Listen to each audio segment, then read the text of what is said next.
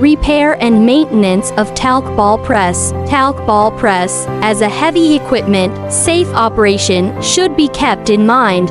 After the installation of the equipment is completed, the whole machine needs to run empty for 2 to 4 hours. Check that there is no abnormal phenomenon before load test.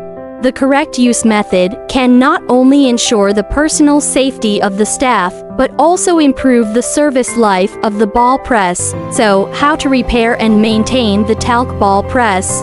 Generally speaking, in order to ensure the normal production of the ball press and improve the service life of the equipment, should be equipped with special personnel for the operation, maintenance and repair of the equipment. Regularly check the following work. 1. The connection parts are firm. 2. Reducer gear tooth surface contact. 3. Check the temperature rise of each part. Refueling on time. Replace the new oil, etc.